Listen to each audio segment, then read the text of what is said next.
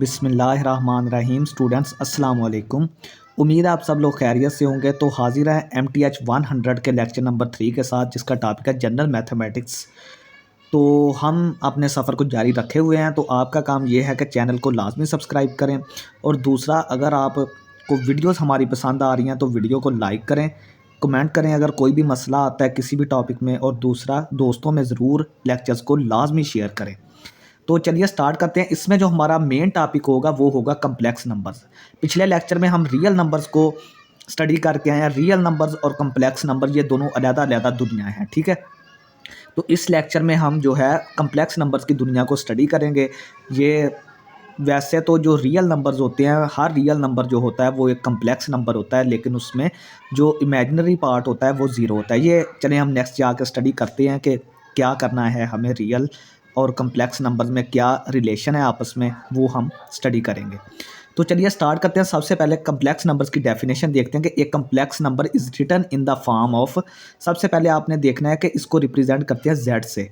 तो एक complex number जो है हम उसको किस शक्ल में लिख सकते हैं, A+B आयोटा की शक्ल में।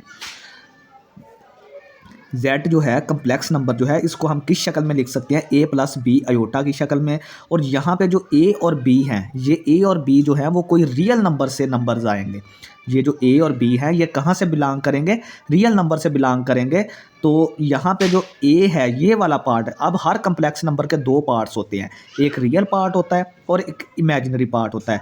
जो आयोटा, ये I जो है इसको आयोटा बोलते हैं, A+B आयोटा।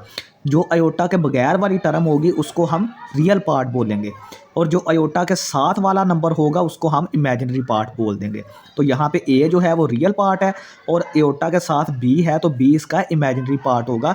लेकिन A और B ये दोनों नंबर कहाँ से आएंगे, कम्प्लेक्स नंबर से आएंगे।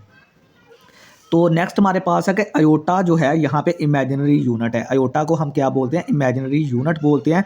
और इसको डिफाइन कैसे करते हैं, आयोटा की वैल्यू होती है -1 स्क्वायर रूट, -1 का स्क्वायर रूट। ये आपको MCQs में पूछ सकते हैं कि आयोटा की वैल्यू क्या है, -1 का स्क्वायर रूट आयोटा की वैल्यू होती है। तो अगर हम दोनों तरफ स्क्वायर ले लें, आयोटा इस तरफ भी स्क्वायर ले लें, इस तरफ भी, तो यहाँ पे आयोटा स्क्वायर बन जाएगा, और स्क्वायर से स्क्वायर रूट कट जाएगा। तो आयोटा स्क्वायर की वैल्यू फिर आपने क्या लिखनी है, -1। ये भी बहुत इंपॉर्टेंट वैल्यू है। आयोटा स्क्वायर किसके बराबर होता है, -1 के बराबर होता है, ठीक है।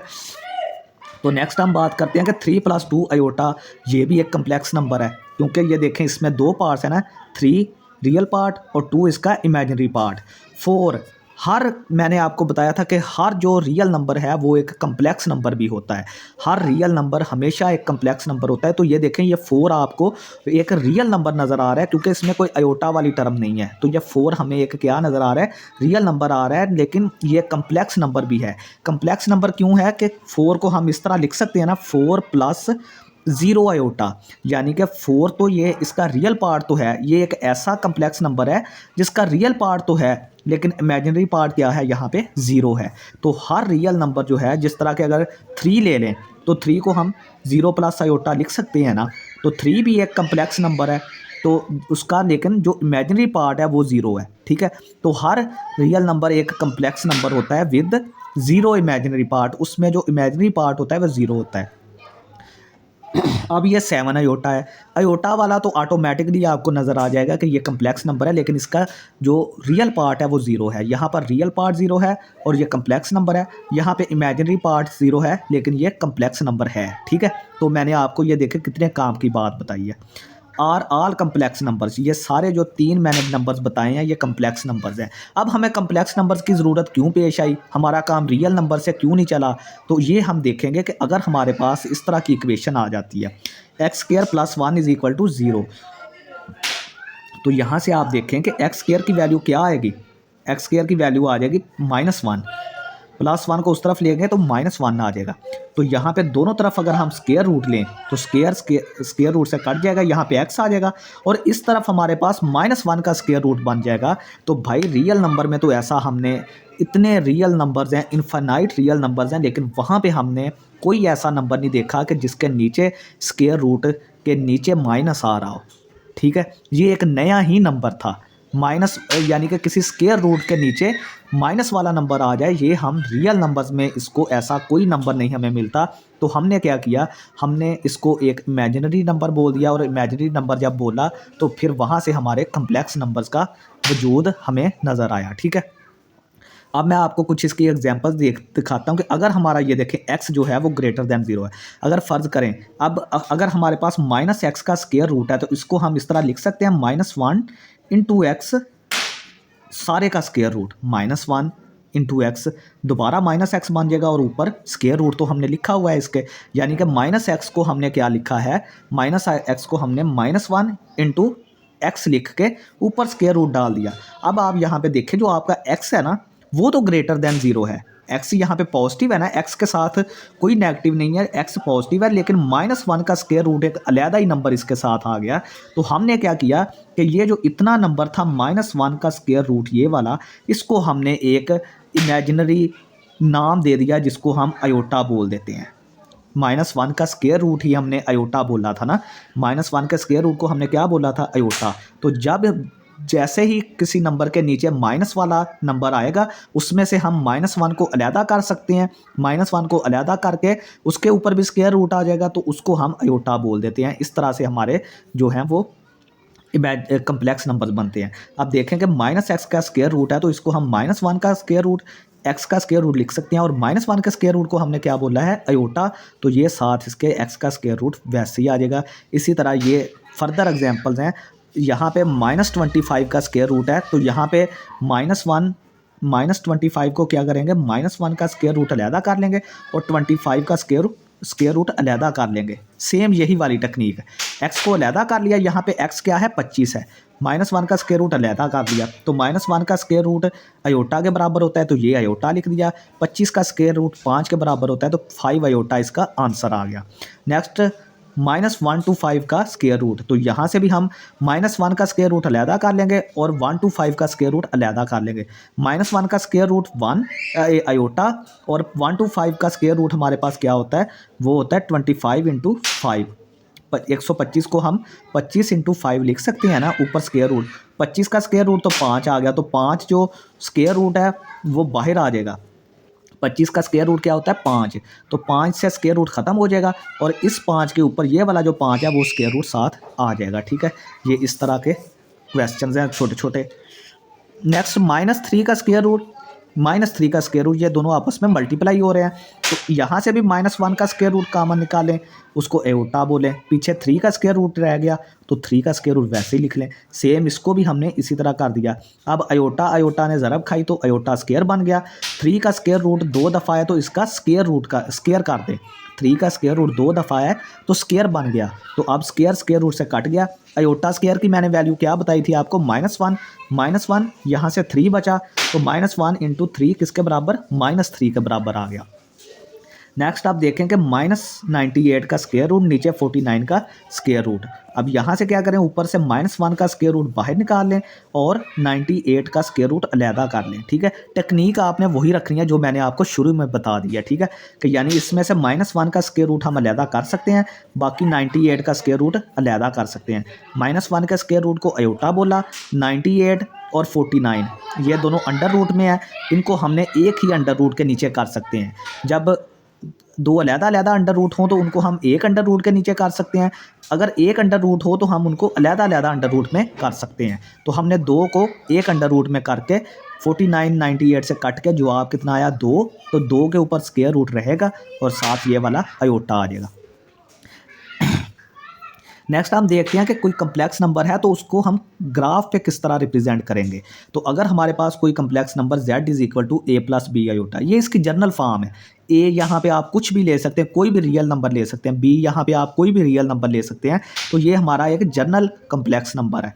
तो अगर हमारा कोई जनरल कम्प्लेक्स नंबर ये है, a जो है हम इसको रिप्रेजेंट करेंगे x एक्सिस पर, जो रियल पार्ट होता है उसको हमेशा हम x एक्सिस पे रिप्रेजेंट करते हैं, और जो b पार्ट जिसको इमेजिनरी पार्ट बोलते हैं उसको हम y एक्सिस पर रिप्रेजेंट करते हैं, और उस एक्सिस को हम इमेजिनरी एक्सिस कहते हैं। जो x एक्सिस होता है कम्प्लेक्स नंबर के केस में बता रहा हूँ, जो कम्प्लेक्स प्लेन की बात कर रहा हूँ। ठीक है, कम्प्लेक्स नंबर का प्लेन जो होता है उसको कम्प्लेक्स प्लेन बोलते हैं। तो कम्प्लेक्स प्लेन में जो x एक्सिस होता है उसको रियल एक्सिस कहते हैं, और जो वाई एक्सिस होता है, क्योंकि वाई एक्सिस पे हम इमेजिनरी नंबर को रिप्रेजेंट करते हैं तो उसको हम इमेजिनरी एक्सिस बोलते हैं। तो फ़र्ज़ करें ये हमारा a plus B iota complex number है z के बराबर। तो ये देखें, फ़र्ज़ करें यहाँ से लेकर यहाँ तक डिस्टेंस a है और यहाँ से लेकर यहाँ तक डिस्टेंस b है। तो ये देखें, जब आप इनको मिलाएंगे ये वाला, तो ये हमारा ये वाला पॉइंट बनेगा। ठीक है, तो ये हमारा ये वाला जो यहाँ पे जो पॉइंट होगा वो a कॉमा बी हम इसको लिखेंगे, यानी इसका a real part, b imaginary part, क्योंकि इमेजिनरी पार्ट को हम यहाँ पे रिप्रेजेंट करते हैं और यहाँ पे हम किसको रियल पार्ट को करते हैं। तो ये जो डिस्टेंस है ना, ये डिस्टेंस, इसको हम मॉडुलस बोलते हैं, मॉडुलस ऑफ कम्प्लेक्स नंबर या मॉडुलस ऑफ z बोलते हैं। तो इसी तरह ये तो मैंने आपको जर्नल शो करवा दिया ना, जर्नल शो करवा दिया ये वाला point a plus B iota. अगर आपके पास कोई कम्प्लेक्स नंबर हो, फर्ज करें 3 माइनस 2 आयोटा, तो इसका जो पहला पार्ट होगा वो हम एक्स एक्सिस पे, ये देखें 1 2 3, ये 3 और -2 हम क्या करेंगे, सॉरी इसको 3 प्लस 2 कर लें, 3 प्लस 2 आयोटा कर लें। ठीक है, इस नंबर को तो +2 इमेजिनरी एक्सिस पे, क्योंकि ये इमेजिनरी पार्ट है ना, तो इमेजिनरी एक्सिस पे ये देखें, ये डिस्टेंस यहाँ पे ये पॉइंट बनेगा। तो इस तरफ को हमने 2 यूनिट्स सफ़र किया और इस तरफ को हमने 3 यूनिट्स। तो ये वाला पॉइंट जो होगा वो 3,2 होगा और ये जो डिस्टेंस होगा इसको हम modulus of this complex number बोलेंगे। तो मॉडुलस क्या होता है, मॉडुलस की डेफिनेशन हम बता देते हैं का the distance of a complex number from the origin is called modulus. किसी कम्प्लेक्स नंबर का जो ओरिजिन से डिस्टेंस होगा, यानी यहाँ से लेकर यहाँ तक ये जो डिस्टेंस होगा, इसको हम क्या बोलते हैं, मॉडुलस ऑफ कम्प्लेक्स नंबर। ठीक है, यहाँ से लेकर यहाँ तक जो डिस्टेंस होगा उसको हम मॉडुलस ऑफ कम्प्लेक्स नंबर बोलते हैं। और इसका फार्मूला होता है रियल पार्ट का स्क्वायर प्लस इमेजिनरी पार्ट का स्क्वायर और अंडर रूट। और इसको रिप्रेजेंट कैसे करते हैं, z मॉड से। ठीक है, z मॉड से। यहाँ से लेकर यहाँ तक जो डिस्टेंस होगा वो क्या होगा, मॉडुलस होगा। यहाँ से लेकर यहाँ तक डिस्टेंस मॉडुलस है। ठीक है, तो फार्मूला मैंने आपको बता दिया, यानी a यहाँ पे रियल पार्ट है तो a का square plus b imaginary part b का स्क्वायर। तो अगर हमारे पास ये एक हमारे पास है कम्प्लेक्स नंबर 3 + 2 आयोटा, ठीक है, तो इसका अगर हमने मॉडुलस फाइंड करना है तो 3 का स्क्वायर प्लस 2 का स्क्वायर। ठीक है, और स्क्वायर रूट, तो 9 + 4 ये 13 के बराबर आ जाएगा। ठीक है, नेक्स्ट हमारे पास है conjugate of a complex number. तो conjugate of a complex number में हमने क्या करना होता है कि जो आयोटा वाली टर्म होती है, ये इसमें कुछ लोग बताते हैं कि जो दरमियान वाली टर्म होती है उसकी आप साइन चेंज करते हैं, यानी अगर माइनस है तो पॉजिटिव करते हैं, अगर पॉजिटिव है तो माइनस करते हैं। तो भाई आपने दरमियान वाली लफ्ज़ पे नहीं गौर करना, ये दरमियान वाला साइन नहीं चेंज करना होता, बल्कि जो इमेजिनरी पार्ट होता है ना उसका साइन आपने चेंज करना होता है। हमेशा याद रखें, जो साइन इमेजिनरी पार्ट के साथ होगा उसका साइन अगर आप चेंज कर दें तो वो आपका कॉन्जुगेट बन जाएगा कम्प्लेक्स नंबर का। और इसको रिप्रेजेंट करते हैं कॉन्जुगेट को z स्टार से। अगर हमारे पास कोई complex number z a plus B iota है तो ये देखें z स्टार, यानी कि इसका कॉन्जुगेट क्या होगा, प्लस को हम किस साइन में चेंज कर देंगे, माइनस साइन में। और ये किसका हम चेंज कर रहे हैं, इमेजिनरी पार्ट का। तो ये हमारा कम्प्लेक्स नंबर का कॉन्जुगेट हो जाएगा। अगर फ़र्ज़ करें कि 3 - 4 आयोटा कोई कम्प्लेक्स नंबर है तो इसका फिर हमारे पास कॉन्जुगेट क्या होगा, यानी z स्टार क्या हो जाएगा, ये वाली जो आयोटा वाली टर्म है इसकी साइन चेंज करें तो 3 + 4 आयोटा। अगर फ़र्ज़ करें, अब मैं आपको उस डेफिनेशन जो लोग बताते हैं उसकी तरफ जा रहा हूँ कि अगर हमारे पास कोई कम्प्लेक्स नंबर इस तरह लिखा हो कि उसका इमेजिनरी पार्ट पहले लिखा हो और रियल पार्ट बाद में, तो आपको तो वो बता देते हैं कि सेंटर वाली अलामत चेंज कर दें। तो भाई ये चीज़ गलत हो जाएगी। ये अगर आपने ये तो आपका रियल पार्ट का साइन चेंज हो जाएगा, ये वाला। ठीक है, ये रियल पार्ट का साइन चेंज होगा तो ये गलत होगा। आपने क्या करना है, इस माइनस साइन को प्लस चेंज करना है, इसको नहीं फिर छेड़ना। ये वाला, ये तो रियल पार्ट है, हमने कॉन्जुगेट में सिर्फ इमेजिनरी पार्ट का साइन चेंज करना होता है। तो वो चाहे पहले हो चाहे यहाँ पे हो, तो वो आपने याद रखना है। ठीक है, नेक्स्ट हमारे पास है ऑपरेशंस ऑन कम्प्लेक्स नंबर। अब हम 2 कम्प्लेक्स नंबर हैं अगर हमारे पास, तो उन पर हम कौन कौन से ऑपरेशंस प्लस कर सकते हैं, माइनस कर सकते हैं, उनको जो है वो मल्टीप्लिकेशन कर सकते हैं। ठीक है, तो हम देखेंगे कि कौन कौन से ऑपरेशंस कर सकते हैं। तो स्टूडेंट्स, हमने यहाँ पे लेट किया है कि हमारे पास 2 कम्प्लेक्स नंबर है, 2 कोई जनरल कम्प्लेक्स नंबर्स हैं। Z1 किसके बराबर है, a + b आयोटा के, और Z2 किसके बराबर है, c + d आयोटा के। तो अगर हमने इनका सम फाइंड आउट करना है, यानी कि Z1 प्लस Z2 दोनों को ऐड करना है, तो आपने सिंपल याद रखना है कि जो रियल पार्ट होता है वो रियल पार्ट में ऐड होगा, जो इमेजिनरी पार्ट होगा वो इमेजिनरी पार्ट में ऐड होगा। तो ये देखें, ये दोनों को मैंने दोनों की वैल्यू Z1 की वैल्यू प्लस Z2 की वैल्यू लिखी। अब इसका रियल पार्ट A है, इसका रियल पार्ट C है, तो A जो है वो C में ऐड होगा, ये देख लें, ठीक है। तो यहाँ पे दरमियान में प्लस आ जाएगा, और यहाँ पे जो इमेजिनरी पार्ट है B है, यहाँ पे इमेजिनरी पार्ट D है, तो B और D आपस में प्लस होंगे। सॉरी एक मिनट, A प्लस C और B प्लस D, यहाँ पे B प्लस D कर लें, ये वाला यहाँ पे B प्लस D साथ अयोटा आ जाएगा। यानी ये देखना A इसका रियल C, रियल आपस में जमा हुए तो A प्लस C बन गया। इसका इमेजिनरी B है, इसका इमेजिनरी D है, तो B प्लस D और साथ इसके अयोटा फिर आएगा। ये हम एग्जांपल्स में देखेंगे कि अयोटा क्यों आएगा, क्योंकि ये देखें ना कि अगर हम 2 अयोटा प्लस 4 अयोटा कर रहे हैं तो आपका आंसर 6 अयोटा ही आएगा ना, इसका अयोटा साथ आएगा, तो ये इस वजह से ये अयोटा साथ आ रहा है। नेक्स्ट अगर हमने दो कम्प्लेक्स नंबर्स को माइनस करना है, तो Z1 माइनस Z2, ये हमने Z1 लिखा, दरमियान में माइनस, ये Z2 आ गया। अब ब्रैकेट्स ख़त्म करें तो A plus B iota minus C, ये अंदर वाली अलामत चेंज हो जाएगी, तो यहाँ पे माइनस D अयोटा आ जाएगा, ठीक है। अब रियल पार्ट रियल में ऐड सब्ट्रैक्ट होगा, और इमेजिनरी पार्ट से सब्ट्रैक्ट होगा। तो ये देखें, ये इसका रियल है, तो A माइनस C आ जाएगा, यहाँ पे A माइनस C, तो ये प्लस B माइनस D और साथ इसके अयोटा आ जाएगा इमेजिनरी पार्ट वाला, ठीक है। नेक्स्ट इसके बाद है कि दो कम्प्लेक्स नंबर्स को मल्टीप्लाई कैसे करना है। तो Z1 इंटू Z2, ये Z1 की वैल्यू, ये Z2 की वैल्यू, ठीक है।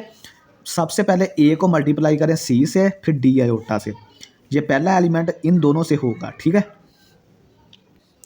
तो देखेंगे A पहले C से होगा तो AC बना, फिर A जो है DI से होगा तो ADI बन गया, फिर ये इसकी बारी आएगी BI की, BI पहले C से होगा तो BC अयोटा, BI फिर DI से होगा तो BD और अयोटा का स्केयर बन जाएगा, क्योंकि ये भी अयोटा है और ये भी अयोटा है, अयोटा स्केयर आ जाएगा। अब अयोटा स्केयर की हमने बाकी सारी चीज़ें आपने वैसे ही ये वाली लिख दी, अयोटा स्केयर की जगह पे -1 पुट किया, तो ये दरमियान वाली जो अलामत होगी ये भी माइनस हो जाएगी। अब आपने क्या करना है कि रियल पार्ट को रियल में इकट्ठा कर दें और इमेजिनरी में, तो रियल AC है माइनस BD है, क्योंकि जिनके साथ अयोटा नहीं होगा वो रियल पार्ट होंगे ना, तो AC माइनस BD इसको इकट्ठा कर दें, और AD प्लस BC और इनके साथ अयोटा था तो अयोटा कॉमन आ जाएगा, ठीक है। इसकी एक एग्जांपल करते हैं कि 2 माइनस 4 अयोटा, इसको मल्टीप्लाई करें 3 प्लस 5 अयोटा से। सबसे पहले 2 3 के साथ तो 2 3, फिर 2 5 अयोटा के साथ तो 2 5 अयोटा, फिर -4 अयोटा को 3 के साथ, तो ये देख लें -4 अयोटा को इसके साथ -4 अयोटा इंटू 5 अयोटा, ठीक है। 3 2 बार 6, 5 2 बार 10 अयोटा, -3 4 बार 12 अयोटा, ये -5 4 बार 20 अयोटा स्केयर, अयोटा 2 दफ़ा है, अयोटा स्केयर आ जाएगा। अयोटा स्केयर की वैल्यू -1 रखी, बाकी 6 वैसे ही आ गया, प्लस 10 अयोटा -12, ये हमारे पास -2 अयोटा, ये वाला और ये वाला सॉल्व करेंगे तो -2 अयोटा आ जाएगा। ये -1 वैल्यू रखी तो माइनस माइनस प्लस हो गया, तो 6 प्लस 26 आ गया, ये रियल पार्ट, और ये -2 अयोटा इसका वैसे ही इमेजिनरी पार्ट। नेक्स्ट हम बात करते हैं 7 प्लस 3 अयोटा होल स्केयर। अब यहाँ पे हम फार्मूला लगाएंगे कि A plus B whole square का, ये हमारे पास है, तो इसको A square plus 2AB plus B square लगाएंगे। तो ये देखें, A यहाँ पे 7 का स्केयर प्लस 2 फार्मूले वाला, A की जगह पे 7 था तो 7, B की जगह पे 3 अयोटा प्लस ये B का स्केयर का मतलब 3 अयोटा का स्केयर, 7 का स्केयर 49, 3 7 2 बार 14, 14 3 42 7 अयोटा प्लस 3 का स्केयर 9, फिर अयोटा का स्केयर अयोटा स्केयर।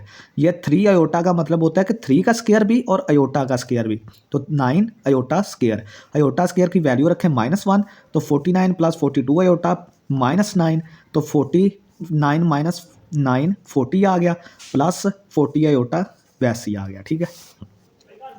अब कुछ हमारे पास इंपॉर्टेंट पावर्स हैं, अयोटा की, ये आपने एज इट याद रखें, इनको आप सॉल्व भी कर सकते हैं और एज इट याद भी रख सकते हैं।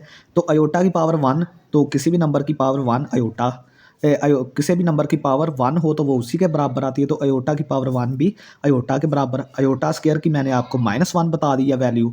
अयोटा की पावर 3, अयोटा की पावर 3 को आप लिख सकते हैं अयोटा की पावर 2 इंटू अयोटा।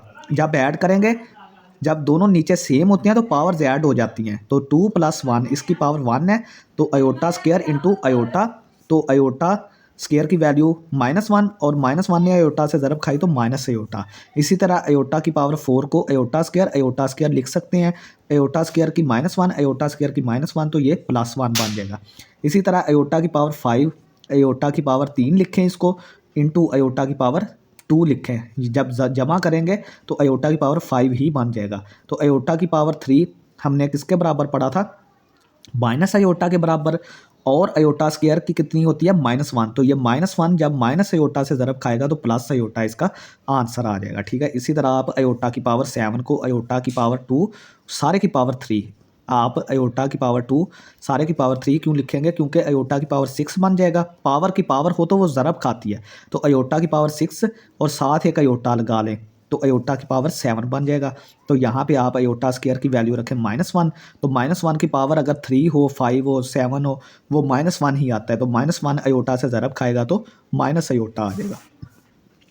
नेक्स्ट कुछ प्रॉपर्टीज़ है कांजुगेट की। तो कांजुगेट की प्रॉपर्टीज़ ये हैं कि पहली प्रॉपर्टी ये है कि अगर आप कांजुगेट का कांजुगेट ले लें तो वो आपके पास वही कम्प्लेक्स नंबर आ जाएगा। अगर आपके पास कोई कम्प्लेक्स नंबर z है तो मैं आपको ये बता देता हूँ कि अगर ये देखें, ये complex number a + b iota हमारे पास था, तो इसका हमने जब एक दफ़ा कांजुगेट लिया तो वो हमारे पास a - b अयोटा, ये चेंज हो के a - b अयोटा।